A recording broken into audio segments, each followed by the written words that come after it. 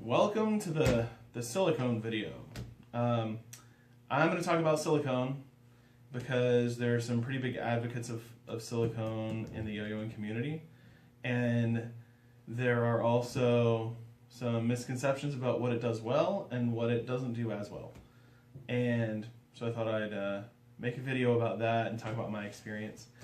I used to be an auto mechanic in a former life, so I have some experience with silicone there. And then I've used it for several different throws for different things. I have not used monkey finger snot. I've heard it's fantastic, but I haven't used it, so I don't know firsthand about that one. Though if you're looking for something, some people I really trust have recommended it, so I'm pretty sure it's probably good. But I haven't used it, so what I'm saying will not apply to that. I have used RTV, the red or orange RTV. I've used Flowable, and then I've used some other silicone-based products that were absolutely awful, and I'm not even going to tell you what they are because it didn't work. It was terrible. So usually when people talk about silicone, this conversation always comes up with new throwers. Somebody has gotten a yo-yo, they're getting into it, they've worn out their first set of pads, or they think they've worn them out. A lot of times, at least I know when I started, I was like, I don't know if my pads are worn out or not. Maybe I should change them.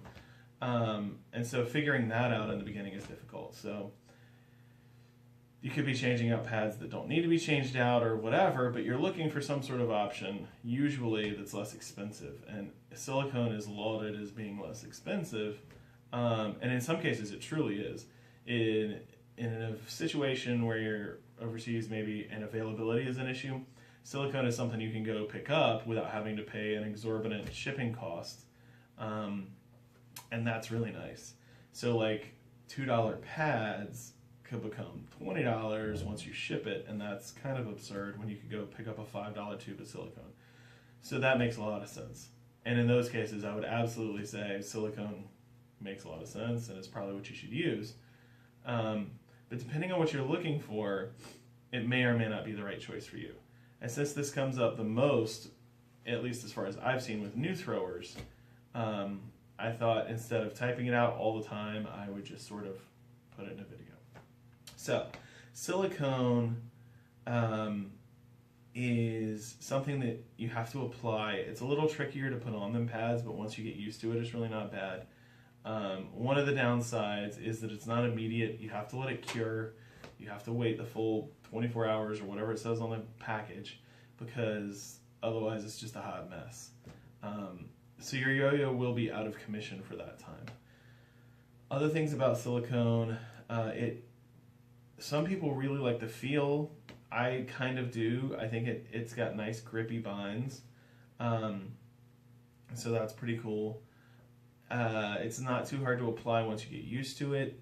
If you are going to do a whole bunch of throws, it is definitely the cheapest option. If you're going to line them up and do like, 5 or 10 yo-yos at once, then silicone is going to be a lot cheaper than pads, hands down.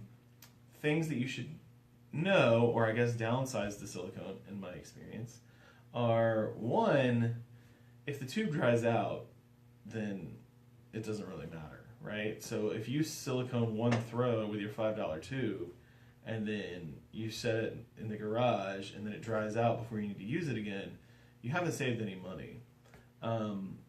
So some things that will help that are storing it in a cold place like a refrigerator. That makes it last a lot longer. I usually put it in a Ziploc bag and then put it in the refrigerator, and I've had it last a pretty good while. So that works well. The other thing about silicone is some yo-yos, in some cases, you may have to sand the bearings, the recess for the response a little bit, because the silicone will have a hard time sticking to it. And if you just sand it with light grit sandpaper to rough it up a little bit just in that response pad area where the silicone goes in, that'll hold the silicone in better.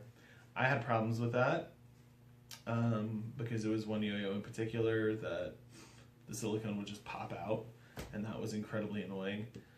And then also, silicone does not last as long as pads. I throw every day, and I'm pretty hard on my throws. I do a lot of binds. I don't do one trick for 2 hours a day. I throw lots of little tricks. So I'm constantly binding, and I throw every day. And silicone just does not last as long as pads do.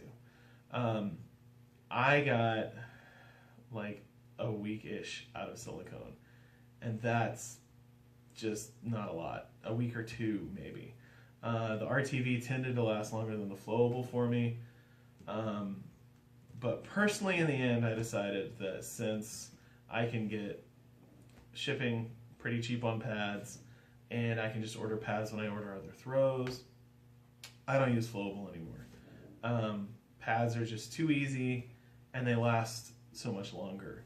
I have pads on my one drops that I've played for a really long time.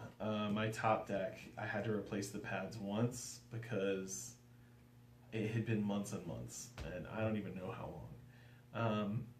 Those are that and the very first yo-yo I've got were the only ones where I wore out the pads and had to replace them.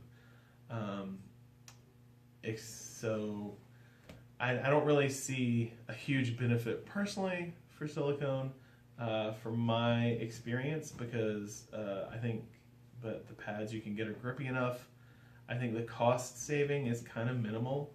The difference between $2 for a set of pads and $5 for a tube of silicone, and eventually after you silicone 3 or 4 throws, yeah, the silicone will be cheaper.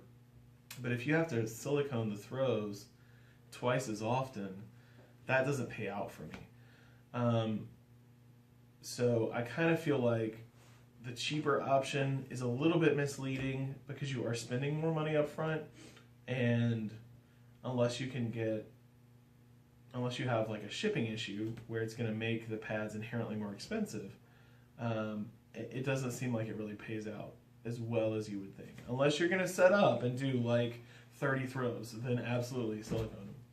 But this conversation almost always comes up with new throwers, and they're not doing that. They have like their one throw they really like, and they use all the time, and they don't want that to be out of commission for 24 hours anyway.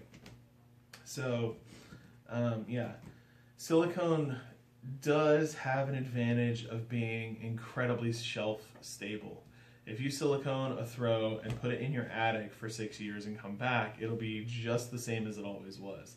If you put pads in a throw and you put it in your attic and it gets hot and whatever, they're not going to hold up as well because the adhesive on the back is going to dry out, and then the pads will pop off.